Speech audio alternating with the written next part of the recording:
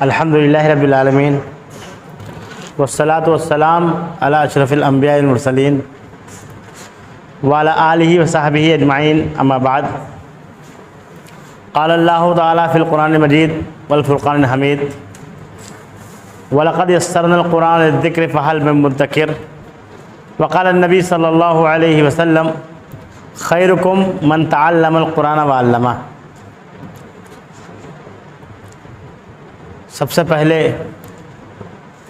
तो अल्लाह रब्बुल आलमीन का शुक्र, उसका एहसान कि अल्लाह रब्बुल आलमीन ने हम सब को तौफ़ीक़ बख्शी कि इतनी मसरूफ़ियत के बावजूद हम और आप अरबी सीखने के लिए यहाँ पर जमा हुए। अल्हम्दुलिल्लाहिल्लज़ी हदाना लिहाज़ा, इसमें अल्लाह रब्बुल आलमीन का सबसे पहले शुक्र है कि अल्लाह रब्बुल आलमीन ने इस चीज़ की हिदायत हमको दी कि हम अपना बहुत ही मसरूफ़ शेड्यूल उसमें से वक्त निकाल करके यहाँ पर हाज़िर हुए। अभी मैंने जो आप हज़रात के सामने कुरान हकीम की एक आयत पढ़ी है, उसमें अल्लाह रब्बुल आलमीन ने इरशाद फरमाया है कि और हमने कुरान को बहुत आसान कर दिया है नसीहत के लिए, और एक माना है ज़िक्र का, याद के लिए। तुम में से है कोई इसको याद करने वाला, अगर याद माना लिया जाए ज़िक्र का, और दूसरा माना जो है वो नसीहत का है कि तो तुम में है कोई जो नसीहत हासिल करने वाला हो। पता ये चला इस कुरान हकीम की आयत से कि कुरान मजीद जो अल्लाह रब्बुल आलमीन का कलाम है वो नसीहत के लिए नाजिल हुआ है। अब उससे नसीहत हम कितनी हासिल करते हैं? हम नसीहत उससे इसलिए हासिल नहीं कर पाते हैं कि कुरान की ज़बान जो है वो अरबी है, और हम यहाँ हिंदुस्तान के बाशिंदे, हमारी जो मदर टंग है, जो मादरी भाषा है, हमारी ज़बान है, वो उर्दू है। हम अल्लाह रब्बुल आलमीन कलाम क्यों नहीं समझ पा रहे हैं? हम वो ज़बान नहीं समझते जिस ज़बान में अल्लाह रब्बुल आलमीन ने इस कुरान को नाज़िल किया। दो तरीक़े हैं आपको अरबी सीखने के लिए, दो तरीक़े हैं जिससे आप अरबी सीख सकते हैं। पहला तरीक़ा तो ये है कि हम और आप किसी अरब कंट्री में जाएं और वहीं बस जाएं, जा करके 2-4-5 साल रहने के बाद में हमको अरबी आ जाएगी। कम पढ़ा लिखा, बिल्कुल पढ़ा लिखा इंसान ना हो, उसको भी अरबी आ जाती है अगर वो अरब कंट्री में या ऐसे माहौल में रहता है जहाँ अरबी बोलचाल है।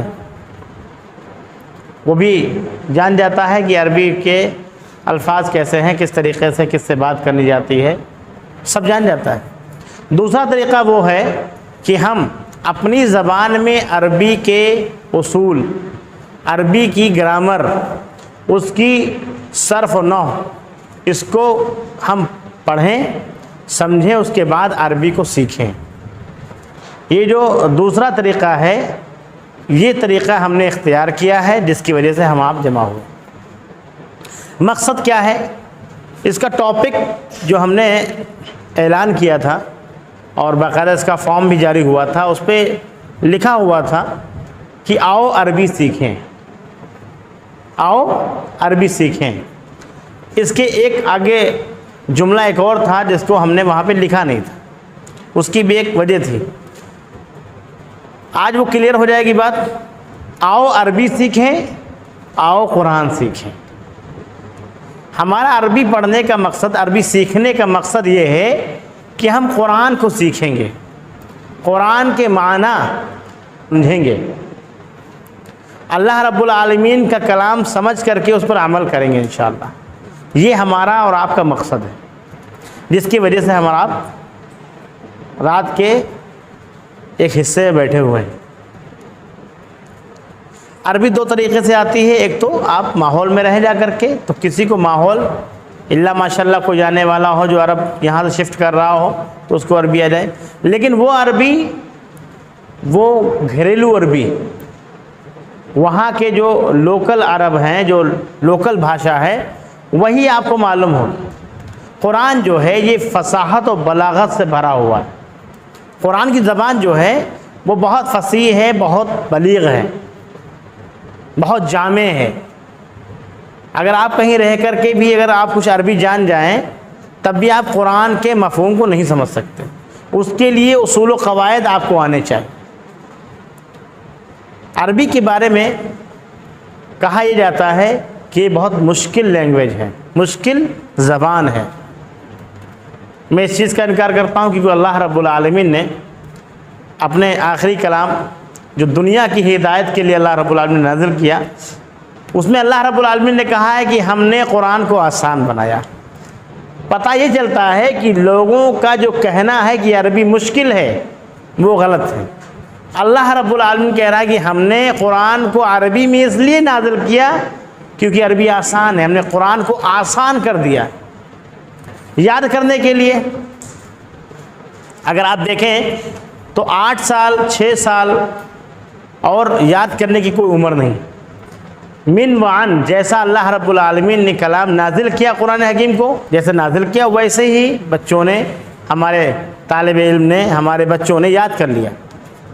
याद करने के लिए आसान ना होता तो इतने छोटे से बच्चे के दिल में अल्लाह रब्बुल आलमीन ये कुरान ना बसाता।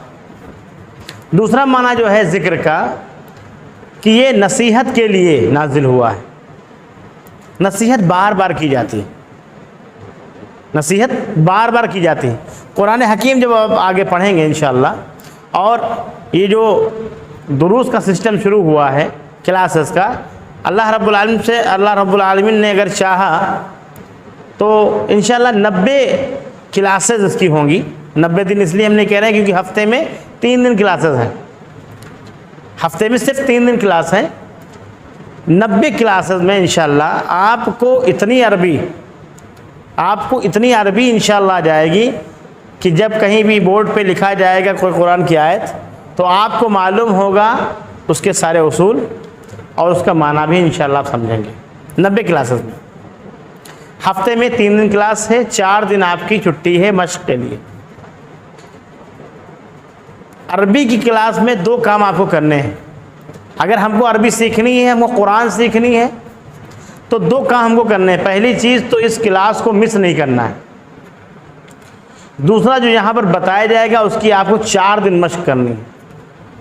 क्लासेस 3 दिन हैं और मश्क 4 दिन है।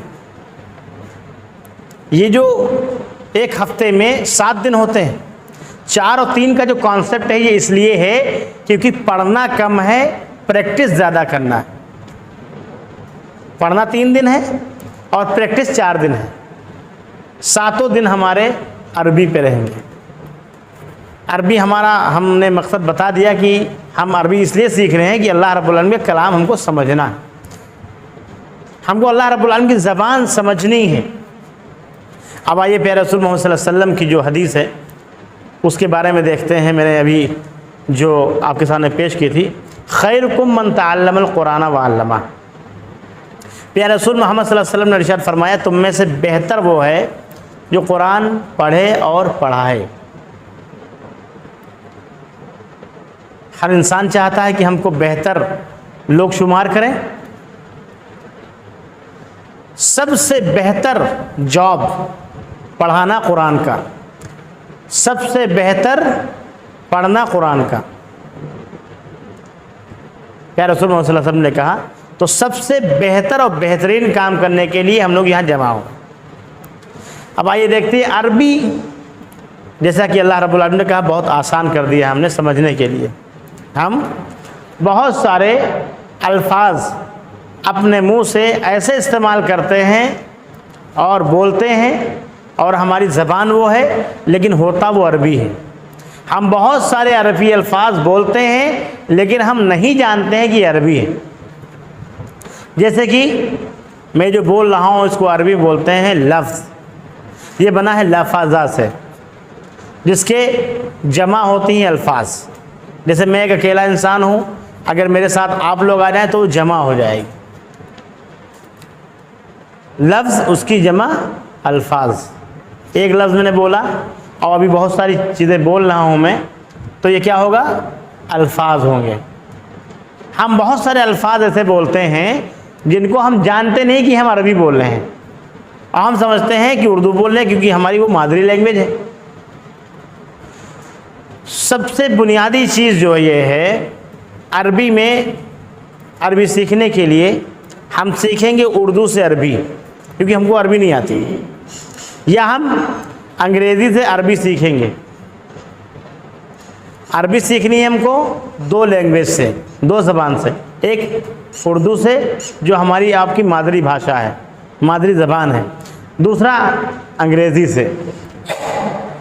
जो उर्दू बनी है वो फ़ारसी और अरबी के 80% अल्फाज उसमें इस्तेमाल हुए हैं। अल्फाज ये भी अरबी है, इस्तेमाल ये भी अरबी है, और बहुत सारे, अभी आप देखेंगे इस क्लास में, बहुत सारे ऐसे अल्फाज हैं जिनको हम इस्तेमाल करते हैं लेकिन हम जानते नहीं हैं कि उसका इस्तेमाल कैसा किया जाए जो अरबी हो जाए, कि अरबी में हुरूफ कितने हैं। जैसे अगर मैं किसी से पूछूं कि इंग्लिश में कितने अल्फ़ाबेट्स हैं, इंग्लिश में कितने अल्फ़ाबेट हैं? 26 अल्फ़ाबेट इंग्लिश में हैं। आप कोई बताएगा ज़रा कि उर्दू में कितने अल्फाज हैं, अल्फ़ाबेट हैं? उर्दू तो आप हज़रात जानते होंगे थोड़ी बहुत। उर्दू में अल्फाज कितने हैं? देखिए, अभी कहा जाए, बताया जाए, माशाल्लाह पढ़े लिखे लोग भी बैठे हैं, हमको बेसिक नॉलेज नहीं है उर्दू की, हमको अरबी की बेसिक नॉलेज नहीं, इसीलिए अलिफ बे से लेकर के शुरू होंगे इंशाल्लाह। अलिफ से लेकर के और इंशाल्लाह कुरान के या अरबी के जितने भी कवायद हैं या ग्रामर है वो इंशाल्लाह बताए जाएंगे, वो भी आसान अल्फाज में।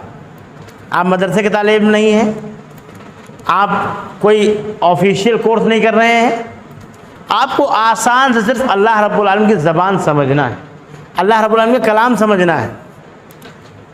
अल्लाह रब्बुल आलमीन का कलाम समझने के लिए हमको ये जानना ज़रूरी है कि अरबी में अल्फ़ाबेट्स कितने होते हैं। जैसे इंग्लिश में ABCD लेकर के 26 होते हैं, इसी तरीक़े से अरबी में जो होते हैं वो 28 होते हैं। आप जब अरबी जान लेंगे तो आप ये समझ लीजिएगा कि जो चीज़ आपने 2 लाइन में लिखनी है वो इंग्लिश में आधे पन्ने में आएगी, जबकि उसमें अल्फाज कम हैं, इसमें अल्फाज ज़्यादा हैं। अरबी के अल्फाज ज़्यादा हैं और इंग्लिश के अल्फाज कम हैं, अल्फ़ाबेट्स कम हैं। कौन कौन से हैं आज हम उन्हीं को जान लेते हैं, और किस तरीके से बोलना है बहुत ज़रूरी है। अगर आप लोग कॉपी लाए हैं तो उसमें नोट कर लीजिए। मैं यहाँ पे लिख रहा हूँ, उसके बाद में आप लोग नोट कर लीजिएगा इंशाल्लाह।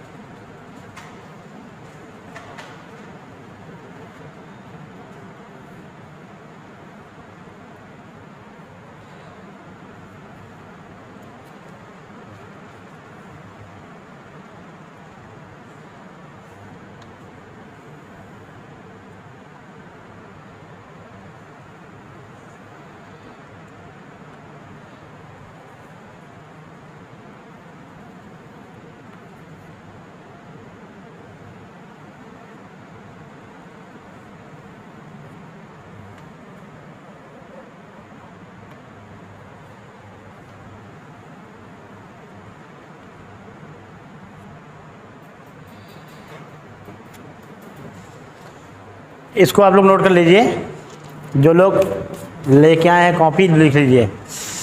ये क्या है, हमारे अल्फ़ाबेट्स हैं अरबी के। इसमें एक चीज़ आप देखिए कि इसमें हमने जो है जो लिखे हैं, पहले ऊपर के 7 और 4 रो में इसको लिखा है हमने, 7 चौक 28, ये इसका टोटल जो होता है ये 28। एक चीज़ इसमें गायब है जो हम लोग उर्दू में पढ़ चुके हैं, वो है हमज़ा। हमज़ा है इसमें, तो हमज़ा नहीं। इसमें इख्तलाफ है।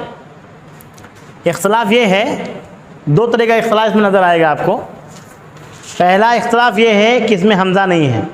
कुछ लोग कहते हैं अल्फ़ाबेट्स 28 नहीं 29 है, 28 नहीं 29 है। जो लोग 29 कहते हैं उनको वो कहते हैं हमज़ा एक अल्फ़ाबेट है, इसको हमज़ा बोलते हैं।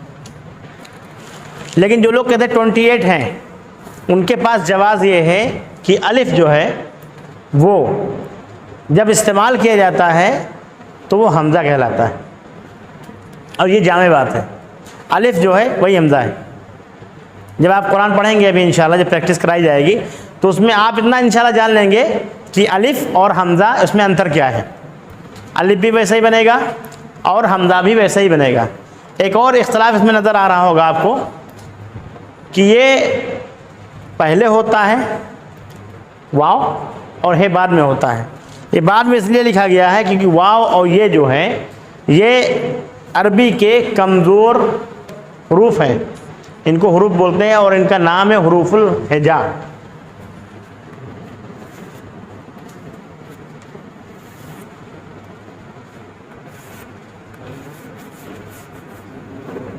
और जिस चीज़ के मीनिंग बताए जाएंगे उसको आप नोट कर लीजिएगा।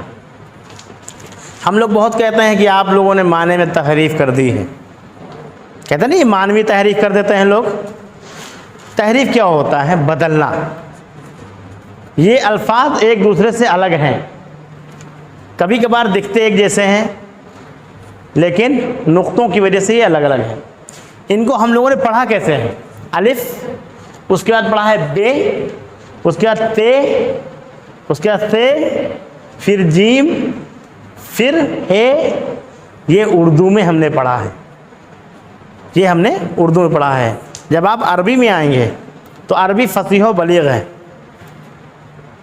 अरबी में इसको हम पढ़ेंगे आ, बा, ता, सा, जीम को जीमी पढ़ेंगे, हा, खा, दाल जाल, रे को रा पढ़ेंगे, जे को जा, सीन वैसे ही, शीन वैसे ही है, स्वाद वैसा ही है, ज़ाद वैसे ही, तो वैसे ही है, ता पढ़ेंगे, तो को ता पढ़ेंगे, ज़ा पढ़ेंगे, आइन वैसे ही पढ़ेंगे जैसे है गैन पढ़ेंगे, फे को फा पढ़ेंगे, काफ सही है, लाम मीम नून हा पढ़ेंगे इसको, वाव या, ये को या पढ़ेंगे।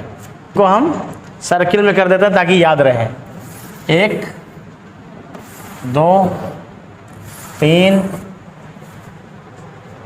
4 5। आप लोगों ने लिख लिया कि नहीं लिख लिया? लिख लिया है आपने? जिन्होंने नहीं लिखा है वो लिख लें, ठीक है। सर्किल कर रहे हैं इसलिए ताकि पहचान हो सके। दाल जाल रा जा,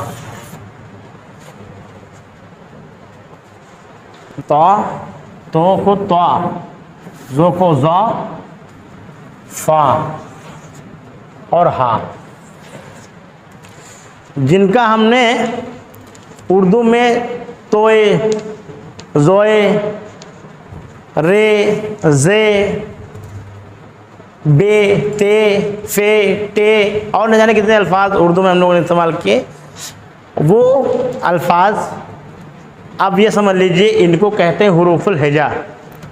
हुरूफुल हिजा जिसको कहेंगे तो अलिफ से लेकर के ये तक इनको हुरूफुल हिजा बोलते हैं। जैसे हिज्जे नहीं करते हम लोग, हिज्जे करना, हिज्जे करना मतलब पढ़ना, अटक अटक के पढ़ना, हिज्जे करना, इसको हिजा बोलते हैं। बहुत सारे अल्फाज हमारे ज़बान से निकलते हैं, वो सारे अल्फाज इन हुरूफ से बने होते हैं। जितने भी ये हुरूफ हैं, हुरूफुल हिजा हैं, ये कहाँ से निकलते हैं? इनका एक मखरज है जहाँ से निकलते हैं, वो तजवीद वाले जानते हैं लोग, लेकिन हम लोगों को इतना डीपली नहीं जानना है। हम लोगों को ये समझना है कि हुरूफ कितने हैं, और हुरूफ को जब हम, जो मैंने ये ज़बर लगाए हैं जिनको हम ज़बर ज़ेर पेश बोलते हैं, जैसे ये है, ये समझ लीजिए एक हर्फ है, उसके ऊपर अगर ऐसे रहेगा तो क्या होगा? ज़बर। अगर उसके नीचे ऐसे होगा तो ज़ेर, और उसके ऊपर अगर ये होगा तो पेश। उसके ऊपर भी एक निशानी आती है, ये होती जज़्म। जज़म नहीं होता है। बहुत सारे अल्फाज हम लोग उर्दू के भी गलत पढ़ते हैं, उर्दू के अल्फाज गलत पढ़ते हैं, जज़्म है। इन चारों जो शक्लें हैं इनको हरकात बोलते हैं। हरकत आप समझते हैं? हरकत उर्दू है लेकिन बना अरबी से है। हरकत कहीं कोई हरकत नहीं, हिल डुल नहीं रहे हैं।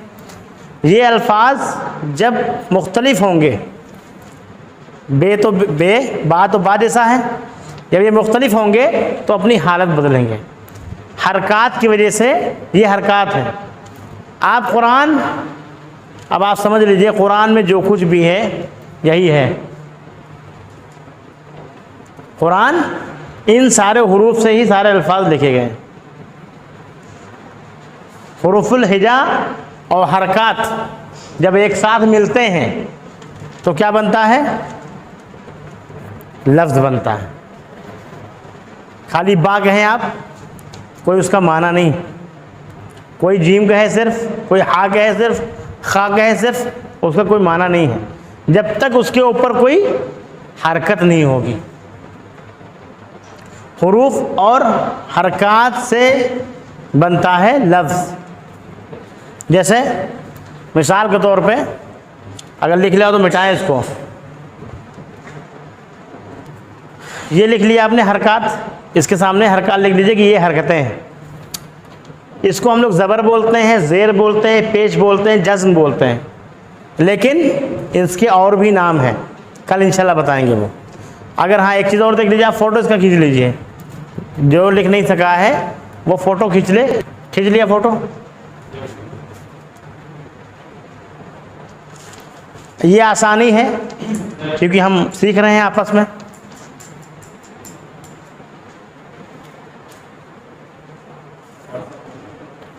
हाँ, एक साथ खींच लें तो पता ये चला कि अरबी में हुरूफुल हिजा कितने हैं?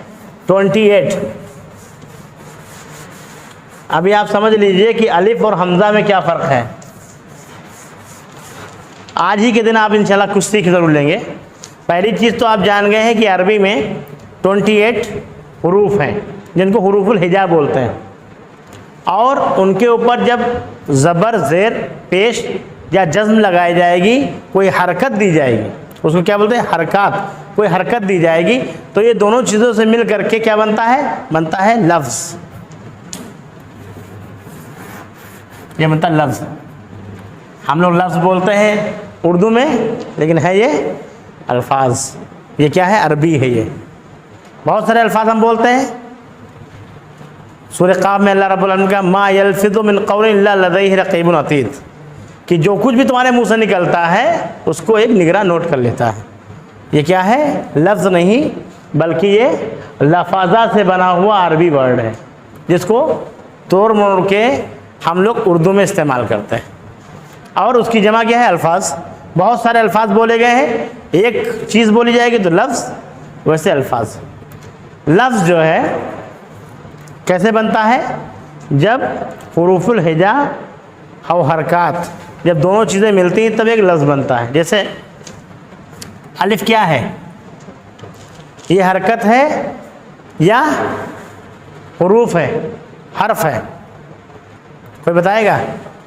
ये हरकत है, हरकत में से है या हुरूफ में से है? अलिफ हुरूफ में से है। ये क्या है? नून। नून है, ये आधा नून बना। ये क्या है? हर्फ है, हुरूफ में से है या हरकत में से है? हुरूफ में से। ये है सीन, ये है अलिफ, ये है नून।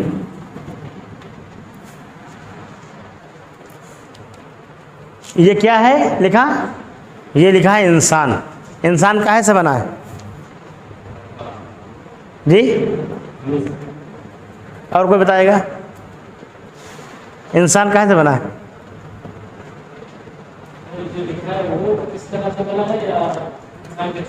अच्छा सवाल है। इंसान बना है अलिफ से, नून से, सीन से, अलिफ से और नून से। हम लोग अभी तक जो सोच रहे थे वो था हमारा मुताला कि इंसान मिट्टी से बना है, पानी से बना है। बहुत अच्छी नॉलेज है माशाल्लाह। लेकिन हम यहाँ क्या कर रहे हैं? हम यहाँ अरबी सीख रहे हैं। इंसान बना है अलिफ नून, सीन अलिफ नून। अब यहाँ पर एक फ़र्क आप देख लीजिए, ये है अलिफ और ये है हमज़ा। इसको डिफरेंट कर लीजिए कि ये हमज़ा कब होता है, अलिफ कब होता है।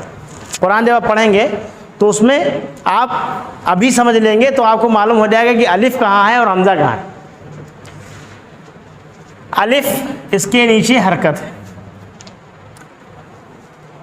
जब अलिफ के ऊपर या नीचे हरकत होंगी तो वो क्या होगा? हमज़ा होगा, अलिफ नहीं होगा। हमज़ा अलग से आपको कहीं भी नहीं लिखा मिलेगा कुरान मजीद में। और हम अरबी इसलिए सीख रहे हैं ताकि अरब जा कर के पैसा कमाएं? नहीं, हम सीख रहे हैं अरबी इसलिए कि हम कुरान को समझेंगे। हम जब कुरान पढ़ते हैं तो कुरान में हमको हमज़ा अलग से नज़र नहीं आता। तो हमज़ा जाता कहाँ है? ये आखिरी हमज़ा गया कहाँ? हमज़ा यहाँ आ गया। अलिफ कहाँ गया? अलिफ जिस पर कोई हरकत ना हो वो है अलिफ, जिस पे हरकत है वो है हमज़ा, और जिस पे हरकत नहीं है वो क्या है? अलिफ है। अब जैसे अलिफ के ऊपर हरकत है, नून के ऊपर ये भी हरकत है, सीन के ऊपर हरकत है और फिर नून के ऊपर हरकत है। हरकत नहीं है तो सिर्फ हज़रत इंसान के अलिफ पे जो सीन के बाद आ रहा है, ये है अलिफ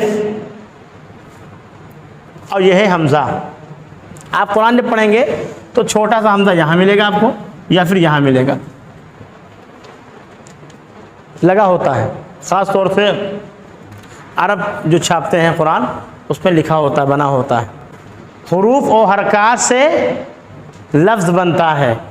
लफ्ज़ दो तरह के होते हैं। हमारे मुंह से जो कुछ भी निकलता है वो क्या होता है? लफ्ज़ होता है, कोई ना कोई उसका माना होता है। और कुछ ऐसे भी अल्फाज होते हैं जो बेमाना होते हैं, जैसे कि उर्दू में इस्तेमाल होता है। लफ्ज़ की दो किस्में हैं। लफ्ज़ भी अरबी हम बोलते हैं, किस्म भी जो बोल रहे हैं वो भी अरबी है, लेकिन हम समझते नहीं उस बात को। लफ्ज़ की दो किस्में हैं, एक है बामाना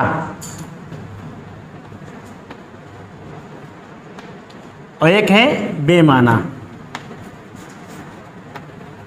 बहुत से लोग इसको मानी पढ़ते हैं।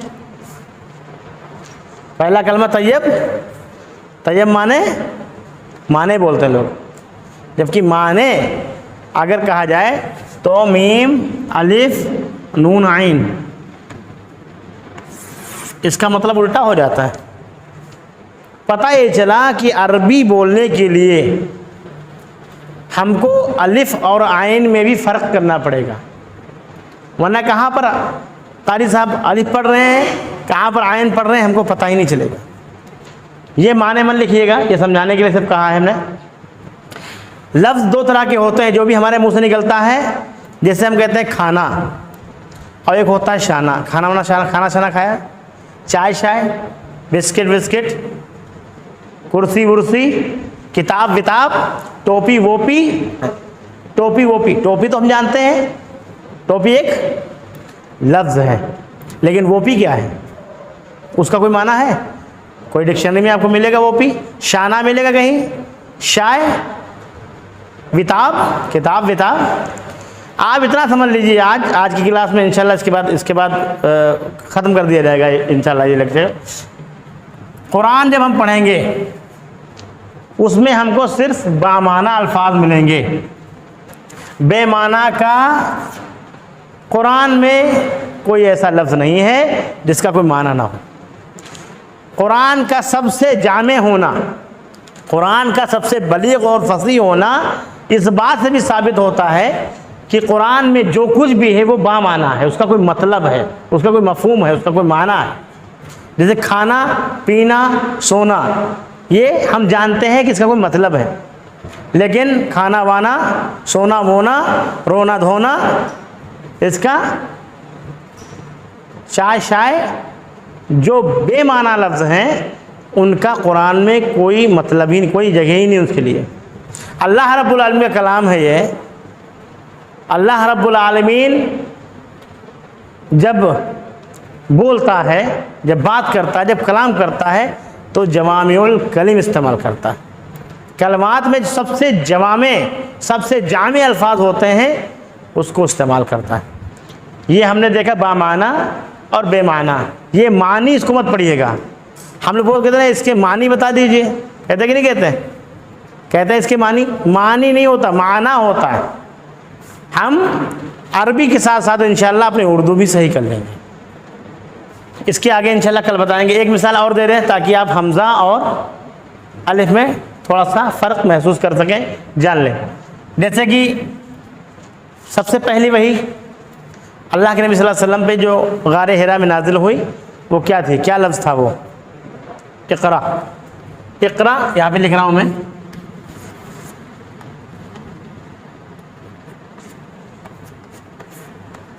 इसमें ये बताइए कि अलिफ कौन सा है और हमज़ा कौन सा है, आप बताइए। अलिफ कौन सा है? ये अलिफ है और हमज़ा ये है, ये हमज़ा है। इसके नीचे भी हमज़ा लगा रखा हमने, ये जानने के लिए ताकि आप देख करके बता दें कि इसमें कोई अलिफ नहीं है, ये दोनों हमज़ा हैं, ये दोनों हमज़ा हैं। क्यों? जब भी किसी अलिफ पे जब भी हरकत होगी तो क्या होगा? हमज़ा होगा। और अगर हरकत नहीं है, जैसे आपका नाम है,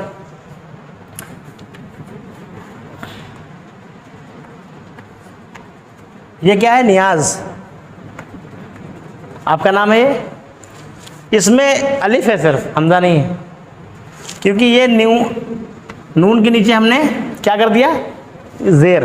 इसका नाम है अरबी में ज़बर ज़ेर पेश, ये हम नहीं पढ़ेंगे, ये तो हम जानते हैं क्योंकि हम उर्दू से अरबी सीख रहे हैं, इसलिए हम उर्दू में बता रहे हैं कि इसको ज़बर ज़ेर पेश बोलते हैं, वरना इसका नाम दूसरा है, कल मैं इंशाल्लाह लिखवाऊंगा। वो मंसूब मरफू मज़मूम ये उसके नाम होते हैं। नियाज़ में ये अलिफ हमज़ा नहीं है, ये अलिफ है, समझ गए? अलिफ ये है, अगर इसके ऊपर कोई हरकत नहीं है तो जैसे ही हरकत आती है ज़बर की, ज़ेर की, पेश की, जज़्म की, तो ये क्या हो जाएगा? हमज़ा। इसके ऊपर चाहे ये लगा हो या ना लगा हो, ये लगा हो या ना लगा हो, यहाँ तक कि अगर कोई हरकत ना भी हो और आप कुरान में जब पढ़ेंगे, कुछ अरबी किताबें जब जो हम लोगों ने मदरसे में पढ़ी थी उसमें एराब नहीं लगे होते थे, उसमें एराब, इसको ज़ेर ज़बर पेश को एराब भी बोलते हैं, ये नहीं लगे होते थे, एराब नहीं होते थे। तब भी हम लोग जान जाते थे कि ये क्या है, हमज़ा है या अलिफ है। क्यों? क्योंकि हमको ये मालूम है कि जब भी अलिफ पे कोई हरकत होगी, कोई एराब आएगा, ज़बर आएगा, ज़ेर आएगी, पेश आएगा या जज़्म आएगा, तो वो क्या हो जाएगा? हमज़ा हो जाएगा। और ऐसा अलिफ जिसके ऊपर कोई हरकत नहीं है वो क्या है? वो अलिफ है, वो अलिफ है। ये अलिफ जो सबसे पहले लिखा गया था, ये अलिफ हमज़ा भी है और अलिफ भी है, इसीलिए 28 अल्फाज हैं। ये जो 28 अल्फाज हैं इनको हम पढ़ें कैसे? अलिफ बा ता सा जीम हा खा। एक तो इनको सबको ज़बर पढ़ना है, इसको ज़बर पढ़ना है, मतलब मंसूब पढ़ना है। कल इंशाल्लाह बताएंगे कि मरफू क्या होता है, मंसूब क्या होता है, एराब क्या होता है, और इंशाअल्लाह कल इसकी ये जो बामाना है अल्फाज इसकी भी किस्में आएंगी, वो कल इंशाअल्लाह पढ़ेंगे हम। पढ़ना कम है, प्रैक्टिस ज़्यादा करना है। जो भी हमको मालूम हुआ है आज, पहली चीज़ तो बहुत सारे लोग ऐसे हैं जिनको उर्दू भी नहीं आती, उनको चाहिए कि उर्दू ना सीखें बल्कि अरबी सीखें। अरबी जब आप सीखेंगे तो उर्दू अपने आप आ जाएगी। अगर आपने इसको सीख लिया और ज़बानें आपकी आ जाएंगी इंशाअल्लाह। आज इंशाअल्लाह इसी पे ख़त्म करते हैं, वक्त भी हो गया होगा क्योंकि घड़ी दिखाई नहीं दे रही यहाँ पे। अल्लाह रब्बुल आलमीन से दुआ है कि अल्लाह रब्बुल आलमीन हमारे और आपके बैठने को, पढ़ने को, समझने को अल्लाह ताला कबूल फरमाए।